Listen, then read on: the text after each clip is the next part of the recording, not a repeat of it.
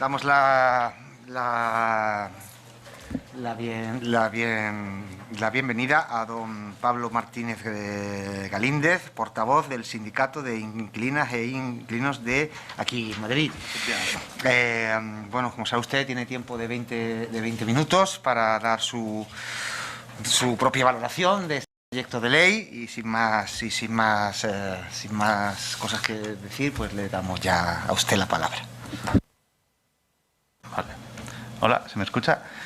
Vale, bueno, pues lo primero de todo, dar las gracias por la invitación y por poder darle también un cariz humano un poco a las comparecencias que estamos teniendo en el día de hoy.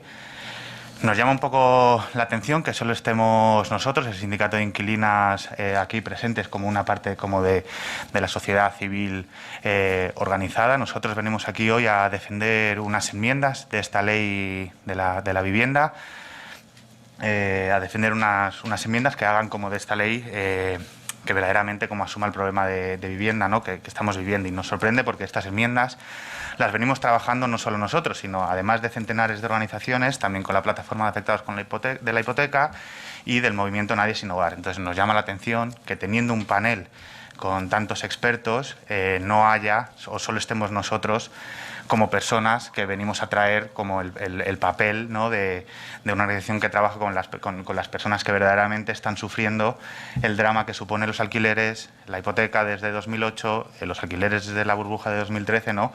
Nos llama la atención esto y nos gustaría remarcarlo, la verdad. Luego también me gustaría empezar mostrándoles, está en el proyector proyectado y también, que no sé si los han hecho llegar, pero no sé si saben ustedes lo que es eso o lo que es esto. Esto es uno de los 50 burofax que ha llegado a una de las 50 familias que se han organizado junto con el sindicato, un burofax que les ha enviado Blackstone diciéndoles que o aceptan la renovación de sus contratos con unas subidas abusivas de sus alquileres o se tenían que marchar de sus viviendas el 19 de abril. Estas 50 familias han decidido juntarse con el sindicato de inquilinas, decir que obviamente no se van a ir de sus viviendas y han empezado a negociar un alquiler que sea digno, sin que tenga que haber subidas, ¿no? ¿Saben ustedes lo que se siente también, lo que siente una familia cuando recibe este tipo de burofax? Seguramente no lo sepan porque no es fácil conocerlo y no lo saben por dos motivos concretamente. En primer lugar, porque si lo supieran significaría que ustedes conocerían a personas que viven el drama de los alquileres día a día o el drama de los desahucios. Y si esto fuera así, tendríamos una ley de vivienda no como la que se propone, sino muchísimo más comprometida y aprobada desde hace muchísimo tiempo. Y sobre todo también, y en segundo lugar, no lo conocen porque se nos ha acostumbrado a que los problemas que tienen que ver con la intimidad de la vida, como es la vivienda, se deban de resguardar en soledad. Y nosotros hemos venido a decir que no a esas dos cosas y hemos venido a decir que sí a una ley que sea más garantista y más fuerte en la protección de las personas que sufren el problema de la vivienda. Y hemos venido a decir que sí también a que este problema no es de las personas como individuos. Yo no tengo un problema con el alquiler, lo tiene el inquilinato y por motivos concretos y que son motivos políticos. En cierta manera, nosotros también hoy estamos contentos porque en estos días será el 5º aniversario de nuestro nacimiento y nosotros nacimos con una intención muy clara. Y es que nacimos con la idea de que la burbuja de alquiler que se generó en 2013 tenía un origen concreto y tenía un origen concreto que tiene que ver con estas 4 paredes. Nosotros decimos que la burbuja del alquiler no es un producto del mercado inmobiliario, sino que tiene que ver con un conjunto de políticas que se han generado desde este espacio y que han afectado a miles de personas. Porque cuando nos suben el alquiler, o cuando tu casero no quiere renovarte la caldera, o cuando una inmobiliaria compra una finca y se la vende a un fondo buitre, y este fondo buitre lo transforma en un edificio con viviendas de alquiler turístico, ocurre porque existe una legalidad detrás, y esa legalidad detrás ha salido de aquí. Y ese drama cada día sigue profundizando en el problema de vivienda que vivimos. Porque los responsables de que haya 3 millones de personas que paguen alquileres abusivos y que sigan y que se siga sin garantizar el derecho a la vivienda, desde luego, para nosotros también están aquí esos responsables. Y no es una cosa que digamos porque nos caigan mejor o peor, sino porque desde los años 80 este Congreso solo ha legislado políticas que profundizan en el drama que tiene que ver con la vivienda. Ejemplos: el decreto Oller del 85, las reformas de las SOCIMIS, la creación del desahucio express, la reforma de la LAU del 2013. Esas son políticas que han caracterizado a este país y que lo único que han hecho han sido profundizar en el drama que vivimos en torno a la vivienda. Y mientras esto se generaba aquí, ha habido otro sector de la población que ha decidido hacer otras cosas. Desde 2008, desde que este país vive uno de los peores dramas en torno a la vivienda, la plataforma de afectados por la hipoteca lo que decidió fue hacer cosas bastante diferentes, que tenía que ver con parar desahucios, a pesar de ser detenidos en muchos de ellos. Decidió también negociar alquileres sociales para todos sus compañeros que se veían afectados. Nosotros, al nacer hace 5 años, lo que también estamos consiguiendo es que fondos buitres como Blackstone o como Goldman Sachs se tengan que plegar hacia nuestros intereses y tener que firmar alquileres dignos. Y como seguimos y continuamos, y desde luego no tenemos intención de parar hasta que no consigamos que verdaderamente en este país se respete el derecho a tener una vivienda digna, hoy estamos aquí para defender, como he dicho, las enmiendas que hemos presentado para esta ley de vivienda. Porque para nosotros, en cierta manera, ya hemos ganado. Tenemos 2 victorias muy claras. En primer lugar, es que ustedes entiendan que se necesita una ley de vivienda ya es una victoria. ¿Por qué? Porque eso significa que asumen, indirecta o indirectamente, que las políticas públicas que ha caracterizado a este país han sido nefastas y lo único que han hecho ha sido profundizar en una crisis habitacional que vivimos actualmente. Y la segunda victoria tiene que ver porque también muchos de ustedes han entendido que el mercado del alquiler se puede regular, se debe regular y no pasa nada porque se regule. Y eso es una victoria. Y el debate ahora tiene que ver con cómo lo vamos a regular. Nuestra postura, obviamente, tiene que ver con que esta regulación sea más profunda y que verdaderamente afecte a la mayoría de las personas. Para hablar rápidamente de las enmiendas y luego poder profundizar un poco en el tema de la regulación de los alquileres, simplemente comentar que entendemos que tenemos que aprobar una serie de enmiendas que tenga que ver con garantizar el derecho subjetivo a la vivienda, regular los alquileres o tener una buena regulación de los alquileres, de las que luego me voy a detener, lograr que el alquiler sea una opción segura y asequible y estable para no volver a vivir el drama que supuso el 2008, frenar los desahucios e implementar el alquiler social, porque vuelvo a repetir que si cualquiera de las aquí presentes se hubiera pasado por un desahucio desde 2008, hubiera firmado cualquier tipo de ley de vivienda que fuera ambiciosa y la tendríamos aprobada desde hace muchos años. Y el siguiente punto también tiene que ver con la ampliación del parque público de vivienda. Obviamente, nosotros no somos tontos, sabemos que hay que ampliar el parque público de vivienda, pero es que se necesitan 27 generaciones para llegar al nivel de vivienda pública que hay en un país como en Austria. Pero necesitamos medidas más cortoplacistas, medidas que puedan dar solución a las personas que necesitan un alquiler seguro. En este sentido, nos sorprende cómo el Partido Socialista, en un momento en el que se estaba tramitando esta ley, en el que sabían que existía esta enmienda, en lo que nosotros proponemos, que es movilizar esas 60.000 viviendas de la Sareb, haya decidido ceder su gestión a 2 fondos buitre que no paran de causar drama en este país. Y por último, también hay que acabar con el sobreendeudamiento y la creación de una base legal para que no se puedan cortar los suministros en ninguna vivienda. Y sobre la regulación de los alquileres, vamos a detenernos un poco más. Lo primero de todo es que es una medida que necesitamos con urgencia. El problema que tenemos es actual, no tiene que ver con un problema que vaya a venir dentro de 10 años. Bueno. No, que como hablan, digo... Es un problema que tiene que ver con un problema que es actual. no que vaya a suceder dentro de 10 años. Si nosotros hubiéramos tenido una ley en 2013 aprobada desde 10 años antes, no hubiéramos vivido el drama de los alquileres que vivimos. Si en 2008 hubiéramos tenido una ley de vivienda, no hubiéramos vivido el drama que hemos vivido. Por eso es urgente y sobre todo también porque hay una resolución del Parlamento Europeo de octubre del 2020 que dice que todo el sistema de vivienda, tanto público como privado, tiene que estar bajo un servicio de interés general sujeto a regulación. Y no es una cosa que tampoco nos estemos inventando nosotros. Tenemos un ejemplo claro en España de que hay una regulación de los alquileres que funciona, que es la Ley Catalana 11/2020. Y como sé que en las respuestas o en los medios se hablará de que esta ley lo que está haciendo es destrozar el mercado del alquiler, acabar con la oferta, vamos a dar unos pocos datos oficiales para poder empezar a desmontar esto y en las preguntas pues poder seguir debatiendo sobre esto. Según el Instituto Catalán del Suelo, podemos decir que en los municipios con regulación el precio del alquiler ha bajado un 2,2 y en los municipios sin regulación ha bajado solo un 1,8. Además, es que la bajada es generalizada en los municipios con regulación. El 85% de los municipios que tienen regulación baja el precio del alquiler y en los que no hay regulación solo baja un 43,8. Pero es que además el dato más importante, que es en el que se agarra todos aquellos que están en contra de esta regulación de alquileres, que supuestamente va a acabar con la firma de contratos o va a acabar con el mercado del alquiler, podemos decir que en los municipios con regulación ha pasado la firma de contratos de un 5,6 a un 6,1 firma de contratos por cada 1.000 habitantes.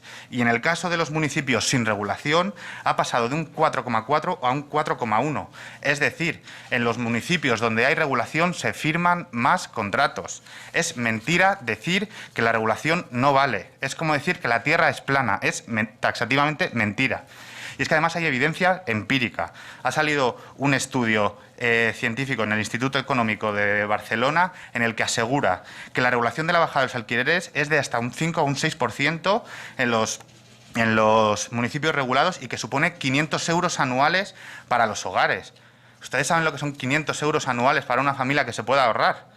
Y es que además la segunda conclusión es que la regulación dice que no parece tener efecto en la disminución de los contratos firmados. De nuevo, un poco lo que señalaba antes. Y para entrar en sí, la regulación de los alquileres que promueve el Gobierno servirá o no servirá. Vamos a describir un poco si esto será así o no. Lo primero, lo que nosotros tenemos que decir es que tal y como está planteada ahora, no va a ser efectiva para las personas que viven de alquiler y por diferentes motivos. Sabemos que es un punto de partida porque lo que nos demuestra es que está claro que el mercado se tiene que regular. El precio máximo del alquiler, el pico de precios, se cumplió en mayo del 2020 en plena pandemia. Si esto no es un mercado que se tenga que regular, no sé en qué condiciones van a tener que ser para que tenga que ser así. Y no va a funcionar, o entendemos que no va a funcionar, lo primero de todo, porque no va a tener efecto hasta en 2023 o 2024. Además de las prórrogas y de las cosas de palacio van despacio, nunca mejor dicho, nos vamos a encontrar en 2023 y 2024 cuando se aprueba esta ley. Pero es que hay una cláusula que a los grandes propietarios les dan 18 meses para que hagan y deshagan sus contratos a su gusto. Eso es una medida que nosotros entendemos que lo único que hace es atrasar y desde luego que cuando un gran propietario vaya a renovar, pues diga, lo hago en este periodo y puedo aplicar su vida si quiero. En segundo lugar es que deja fuera a una gran mayoría. Primero por el tema de las competencias. ¿Alguien se imagina que la Comunidad de Madrid pudiera prohibir la implantación del salario mínimo? ¿O en Andalucía? Seguro que no. La vivienda es una competencia autonómica, pero también es municipal. Si el criterio es respetar la autonomía local, se debería dejar la decisión en manos de las ciudades y pueblos. Por parte del Gobierno, además, ha llevado la Ley 11/2020 al Constitucional, supuestamente por invadir competencias estatales en torno a los alquileres. Y ahora dicen que tiene que ser competencias autonómicas. No lo entendemos. Nosotros decimos que aquí lo que ocurre es que hay un cierto interés político en el que no tengamos una regulación que verdaderamente vaya a funcionar. Y sobre todo también porque según cómo están los criterios establecidos ahora para definir un área tensionada, ninguna de las ciudades de este Estado va a ser capaz de poder implementar esta regulación. ¿Por qué? Porque para ello tiene que cumplir que el salario de toda una familia, lo que destina al alquiler, sea más del 30%. Y eso, en términos municipales, no hay datos para poder llevar a hacerlo. Y es que además tiene que cumplir que es que el alquiler, además de superar todos los índices que se establezcan en el área tensionada, tiene que superar además el IPC. Y con lo que hemos vivido hasta ahora con el IPC sabemos perfectamente que es difícil que haya subidas que ya hayan subido desde 2013 los alquileres, y además ahora con el alquiler se vuelve imposible poder encontrar un área tensionada que cumpla esos criterios. Hay que hacer que se cumpla uno de los dos para poder definir un área tensionada. Y lo segundo porque tiene que ver con que no es una regulación, tiene que ver más con una congelación de precios. Y eso es una realidad que es peligrosa, porque congelar los precios ahora sería congelar los precios en un contexto alcista del mercado. Es decir, lo único que vamos a hacer es mantener los precios elevados y perpetuarlos, lo que para nosotros, obviamente, es un error. Y lo último en torno a esto, lo penúltimo, es que, en cierta manera, a nosotros nos da igual que el casero tenga 10, 20, 35 o 10.000 viviendas. Porque el problema que aquí hay que hacer, o la discriminación que hay que hacer, no es del tipo de casero, sino el comportamiento que tenga el casero. Si es un casero que especula y tiene alquileres abusivos en sus inquilinos, pues habrá que obligarles a que lo baje. Tenga 20.000 viviendas o tenga 5. Y por último, también no entendemos cómo se esté planteando una ley en la que de repente no haya normas para su cumplimiento.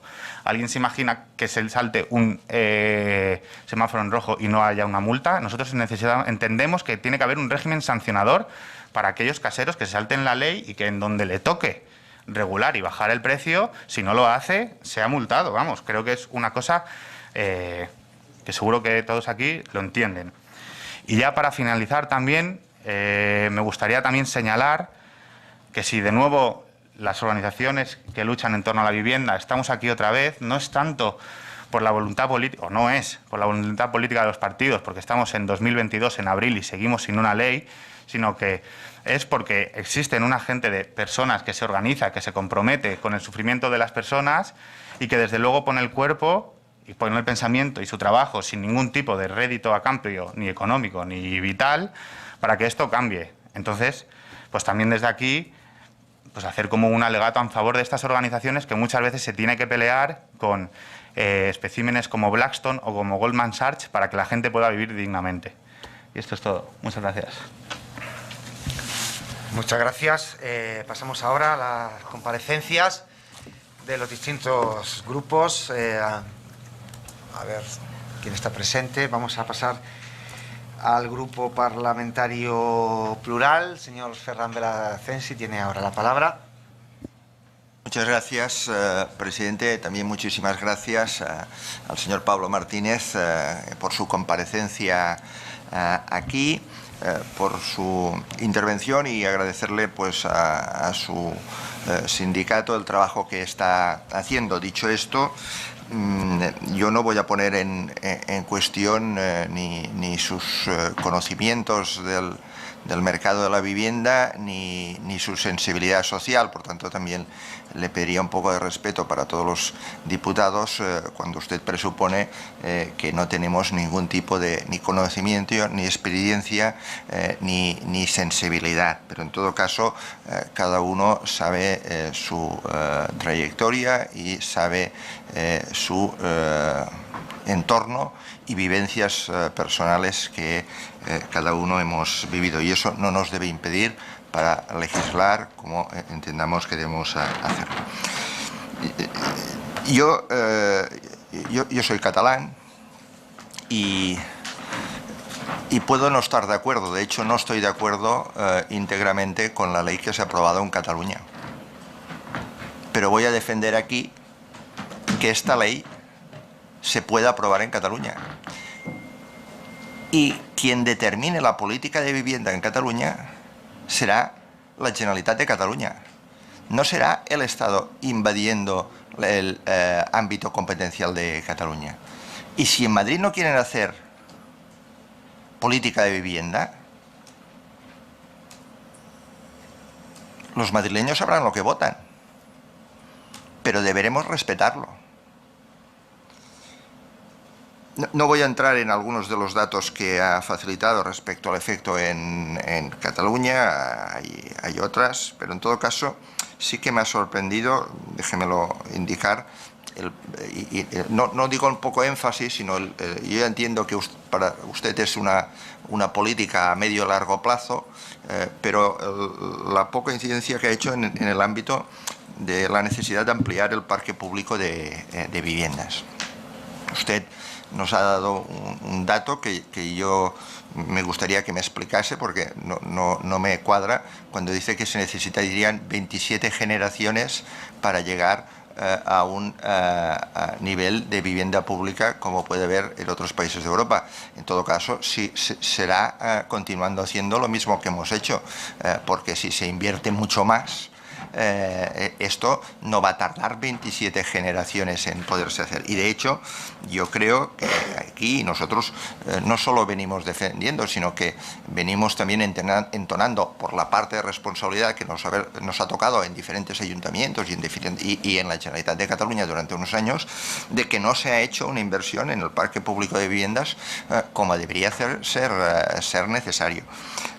Por tanto, me gustaría que me explicase esto a las 27 generaciones. Sí, termino, presidente. Y si no entiende que se debería incidir mucho más en este ámbito. Muchísimas gracias. Gracias. Pasamos al grupo parlamentario republicano. Doña Pilar Bayuguera Balaña tiene ahora la palabra. Gracias, presidente. Bienvenido. Déjeme disculparme porque he llegado 3 minutos tarde. Lo siento, he interpretado con demasiada laxitud los 5 minutos que nos ha dado el presidente, yo y varios diputados más. Y me hubiera interesado estar en su comparecencia desde el primer momento. Vamos a ver, yo comparto el análisis que hace de cómo está ahora mismo la posibilidad del acceso a una vivienda digna y asequible, es decir, no existe. Y comparto también muchos de los elementos que ponen encima de la mesa para intentar mejorar esta situación. Bueno, usted sabe que mi partido en Cataluña fue el impulsor de la 11-2020, es el impulsor también de la 1-2022, que también nos van a tumbar.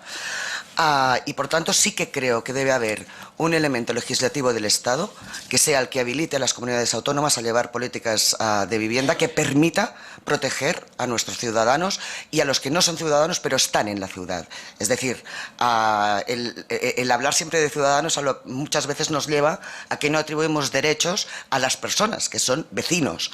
Y eso es una pequeña nota que debemos tener presente también para el tema de la ley. Comparto, por tanto, que debe intervenirse el mercado.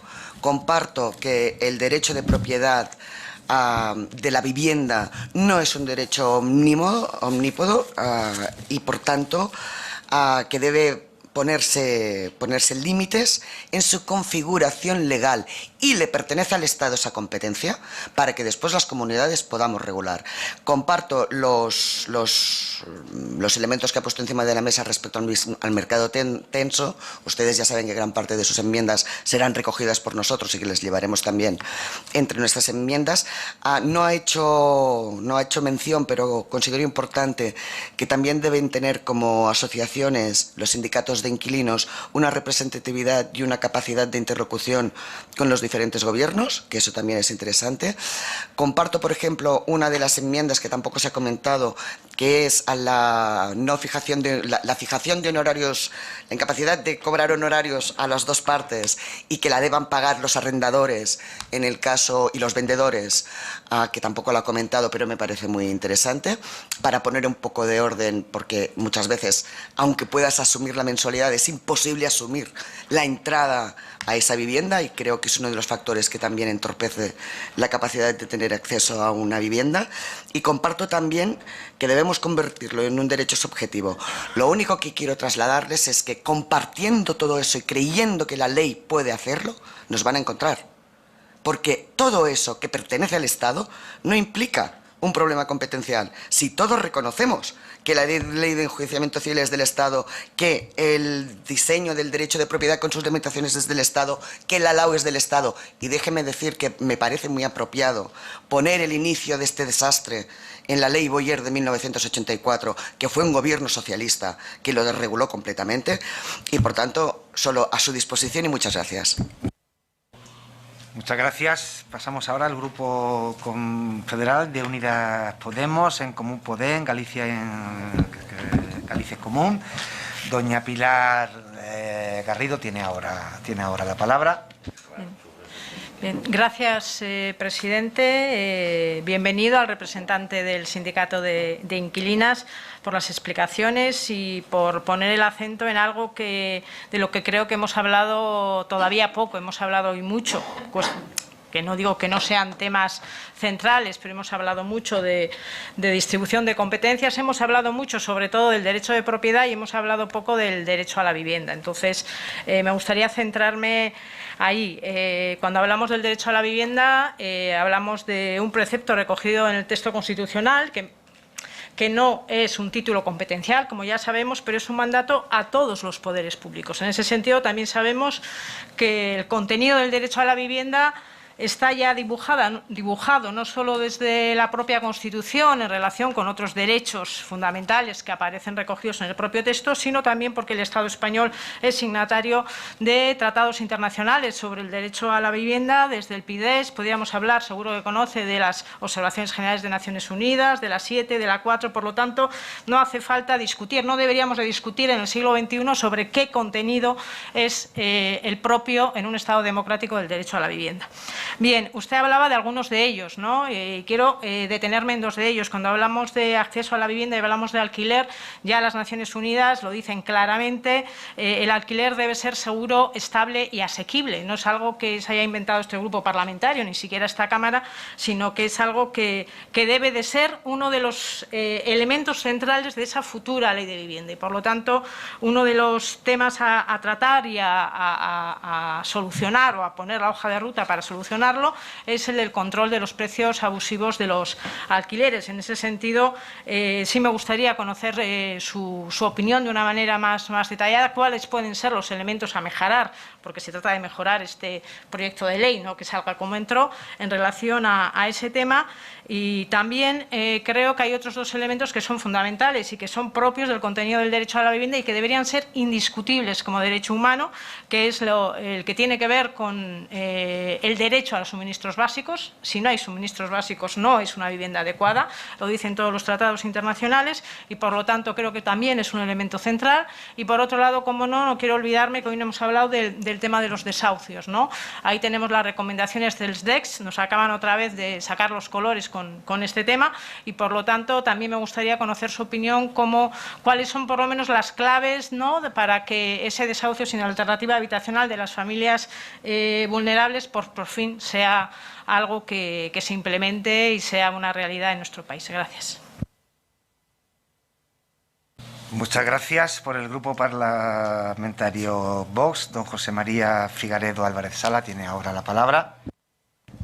Muchísimas gracias, señor presidente. Muchísimas gracias al interviniente por la exposición que nos ha hecho. Realmente es clarificadora la opinión que vierte en esta Cámara y un poco la imagen, la perspectiva que anuncia del panorama inmobiliario en España.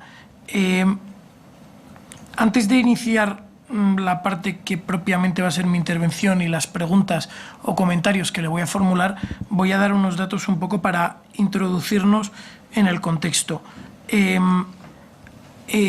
La intervención o la exposición que nos ha hecho arranca con una imagen que está proyectada en la pantalla, en la cual ustedes facilitan, para empezar, la dirección de la vivienda afectada, lo cual resulta llamativo. Para seguir, hablan ustedes de Blackstone, que sin embargo no aparece en el contrato por ningún lado. Para seguir, hablan ustedes del precio de la vivienda abusivo y tenemos que creerle, porque realmente en este documento que nos aporta no aparece ningún precio. Creo que podrían ustedes aportarnos, si así lo considerasen, efectivamente el precio concreto y los metros de la vivienda y un poco el detalle de la cuestión.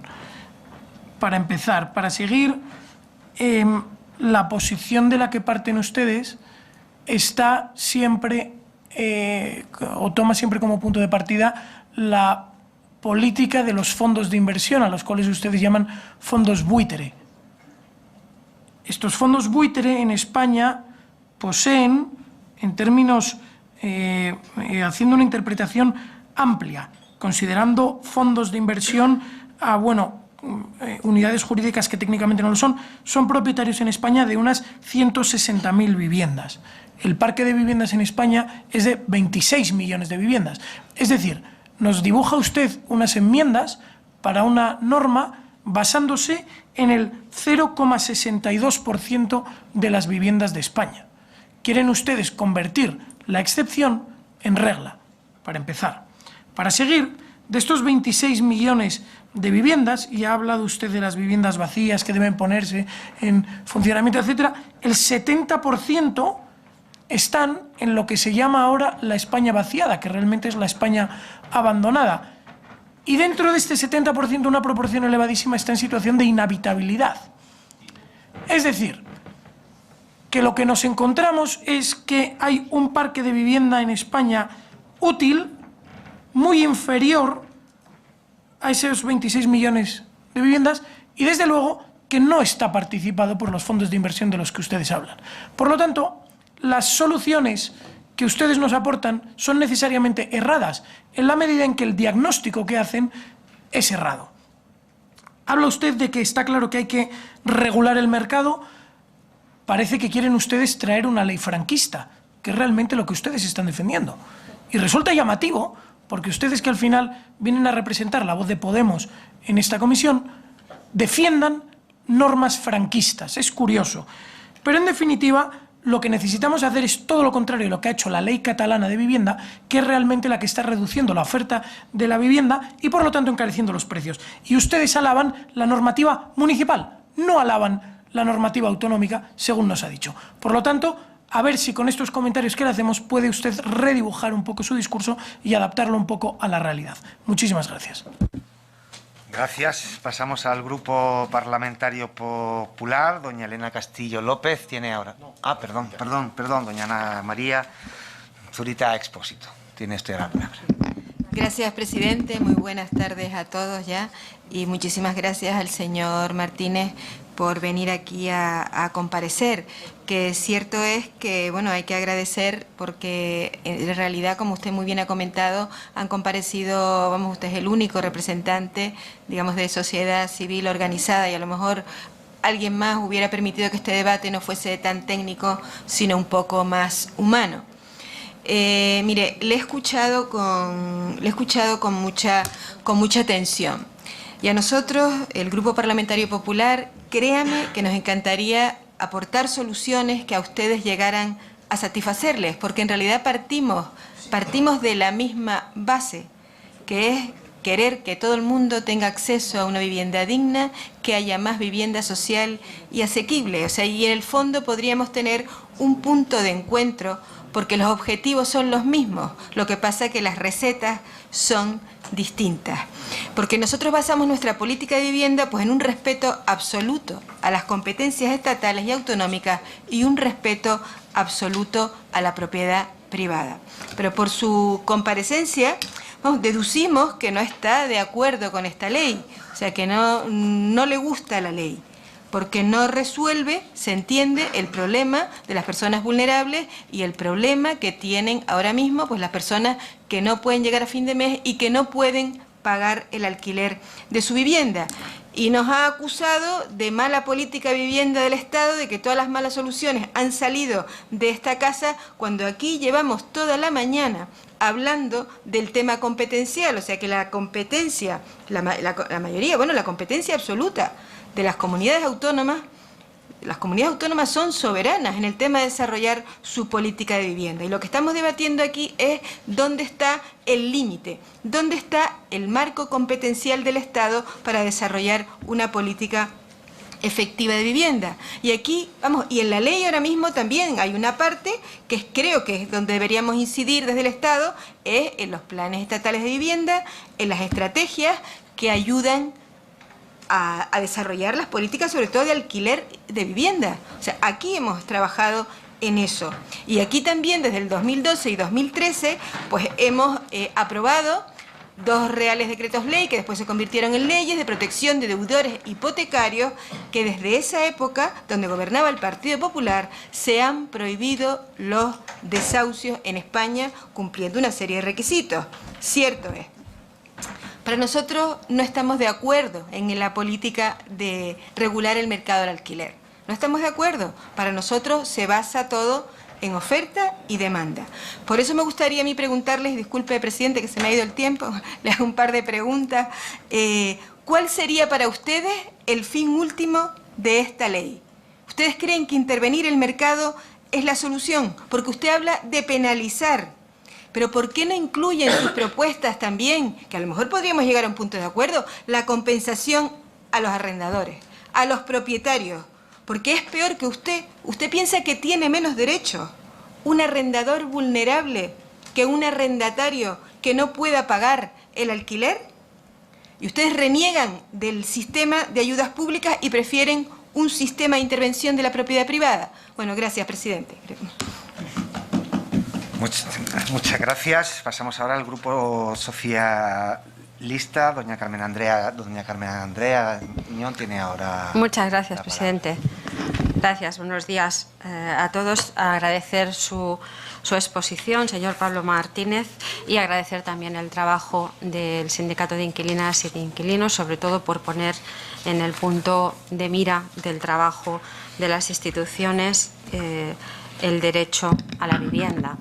Este derecho a la vivienda es lo que motiva y ha motivado medidas que ha tomado nuestro Gobierno de coalición en estos momentos especiales de crisis motivada por el COVID. Especialmente ha agravado en muchos casos el acceso y el derecho a la vivienda de muchas familias y personas, y también está este derecho a la vivienda en la motivación de esta ley, de este proyecto de ley que estamos tramitando.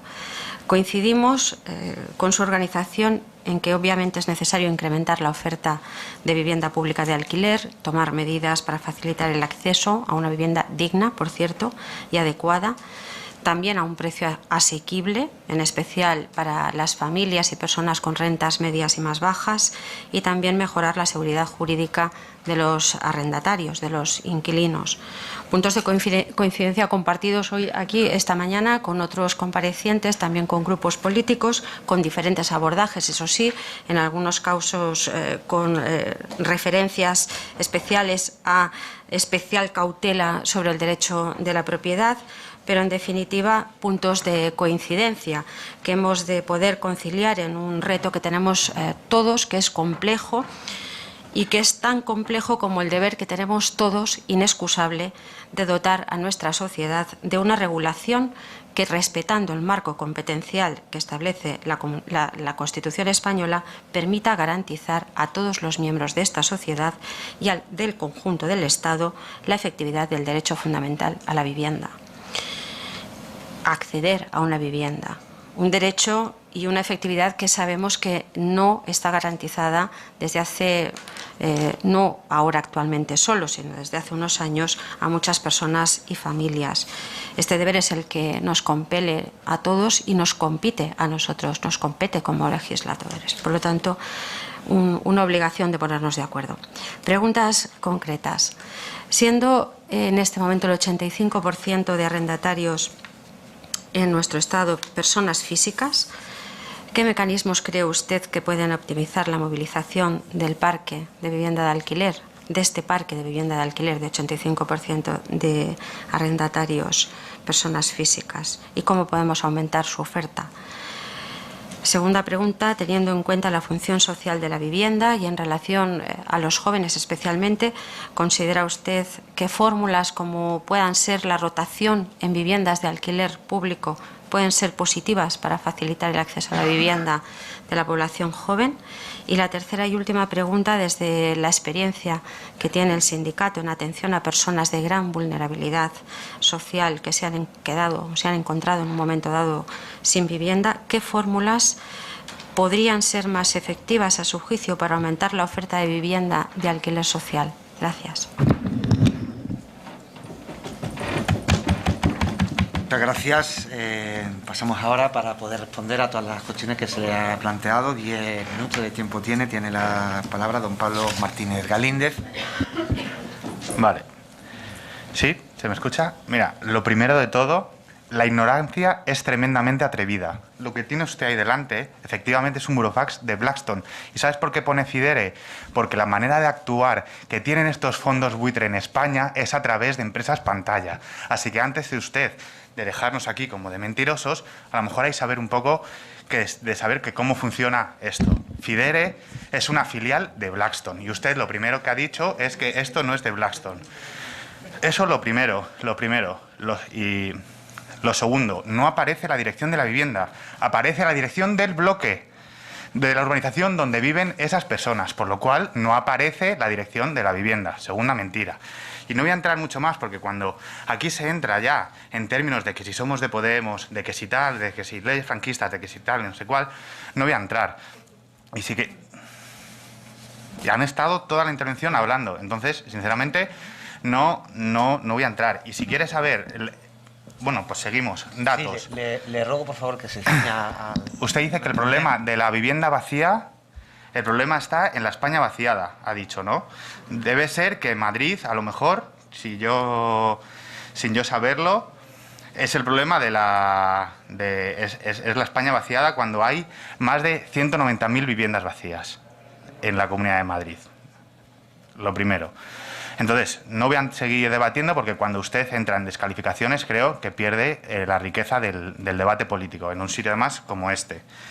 En cuanto a lo del PDCAT, en cierta manera también gracias por agradecernos el estar aquí. Lo del tema de las generaciones es que si efectivamente si se sigue construyendo a este ritmo no vamos a llegar. Pero es que además también hay otro problema y es que el 98% de la vivienda que hay construida en este país está en manos privadas. Entonces, la inversión que se necesita para revertir eso es que a lo mejor, o sea, no se ha hecho en este país nunca, entonces nos cuesta entender que se empiece a hacer ahora cuando lo único que nosotros decimos es que hay recetas que son más inmediatas que nos podrían venir también bien. En cuanto a los comentarios que nos hacía la compañera de Esquerra, lo de los honorarios es que además no es una cosa que parezca técnica y demás, es que es como el auténtico drama. Es decir, tú te vas de tu vivienda porque no puedes pagar el alquiler, pero es que para pagar la siguiente tienes que pagar el mes corriente, la fianza y el honorario de la inmobiliaria. Es decir, 3 meses corrientes que para muchas personas que no tienen por qué ser vulnerables, que eso es lo que hay que señalar también, que no hay que ser vulnerable para tener problemas de vivienda. Yo soy una persona que tengo una beca de doctorado, no me considero vulnerable y vivo con 5 personas pagando 400 euros de alquiler. Y eso es lo que a mí me vuelve vulnerable. Pero sobre todo porque nos dejamos a mucha gente atrás que verdaderamente sí que es vulnerable. Lo que te vulnerabiliza es la manera en la que tenemos que pagar o los precios en los que están los alquileres. Y la forma que tienen las inmobiliarias de cobrarnos los honorarios, desde luego también es un escollo bastante imposible de superar, ya no solo para independizarte, sino porque cuando te tienes que ir de tu casa porque es carísima, te tienes que pagar de repente 3 meses corrientes. Sobre las intervenciones de Unidas Podemos, creo que nos preguntaba por medidas como más concretas en torno a la regulación y, bueno, para que esta ley mejorara. Y, bueno, más o menos las he comentado. Uno tiene que ver con que, por ejemplo, según como está establecida ahora, la ley o el borrador en una ciudad como Barcelona, el 70% del inquilinato quedaría desprotegido por esto de que tiene que ser para propiedades grandes tenedoras de más de 10 viviendas y porque sobre todo hay personas que a pesar de que sean físicas, es decir, no estén dadas de alta como empresa, pueden acumular más de 2, más de 3, más de 4, más de 5 viviendas. Y además son cosas que o sea, como que son reales, que conocemos. Además esto, el sindicato de yogateras tiene como muchos casos en este sentido. Por eso lo que nosotros decimos que lo importante no es tanto discriminar en torno al tipo de casero, sino a la utilización que hace con su vivienda. ¿Hace una actividad especulativa, sí o no? Luego también otra cosa a mejorar tiene que ver con lo de los criterios para establecer como un área tensionada, que tenía que ver, que nosotros decimos que se tenga que cumplir al menos uno de los dos de los que están establecidos. Otro tiene que ver con la que sea una aplicación inmediata. Y la quinta, pues que tiene que en cierta manera, pues tiene que emular tiene que incorporar, estos regímenes sancionadores, porque entendemos que una ley de este tipo debe de incluirlo. A la compañera del Partido Popular decir que esta receta nosotros es la de que defendemos porque hemos visto que empíricamente está demostrada que funciona en centenares de ciudades tanto de Europa como de Estados Unidos. Nosotros no venimos a pedir aquí una ley que sea como extraterrestre, es una cosa que en Nueva York se utiliza. No creo que sea raro pedir que en una ciudad como Madrid, Barcelona o cualquier ciudad de este país se pueda emular una regulación como la que tienen en Estados Unidos o en Francia o en Austria o en Suecia o Suiza, ¿no? Bueno, más que nada porque sabemos que es una receta que funciona y que vuelvo a repetir, empíricamente está demostrado que así sucede. A ver. Y sobre todo, o sea, nosotros no estamos descontentos con esta ley. Lo que decimos es que esta ley se queda muy insuficiente con lo que nosotros entendemos que necesita este país para poder avanzar en materia de vivienda. Necesitamos una serie de medidas que van en esta dirección, pero que sean más, no sé si la palabra es contundente, pero que más efectivas. Y lo de las bonificaciones fiscales que comentabas antes, nosotros no metemos esa enmienda porque esas bonificaciones fiscales ya están contempladas en el borrador de ley. Entonces nosotros no vamos a proponer sobre lo propuesto, ¿no? Y sobre todo también porque vamos, a ver, sí. Porque la autoridad fiscal ya ha dicho que este tipo de bonificación lo que va a beneficiar van a ser a las rentas altas y no tanto a las bajas, es decir, a los grandes rentistas. Entonces, bueno, nosotros entendemos que nuestra batalla la tenemos que dar un poco más en cuanto a las sanciones o bonificaciones, pues en cuanto a las sanciones. Sobre todo porque no queremos que los alquileres dependan de la voluntad de que el casero, como vaya a recibir una bonificación fiscal, decida o no bajar el alquiler, ¿no? Sobre todo cuando debe hacerlo. Vale. En el Partido Socialista sobre los particulares, pues es que volvemos como que es una vuelta como a lo mismo. Lo primero de todo, hay particulares que acumulan más de 5 viviendas y hacen un uso especulativo de la vivienda. Para nosotros ese es el gran limitador de cuando se debe de ejercer una política que obligue a regular y a bajar los precios o no. Para nosotros eso es como lo que verdaderamente debe como discernir el comportamiento con el pequeño propietario.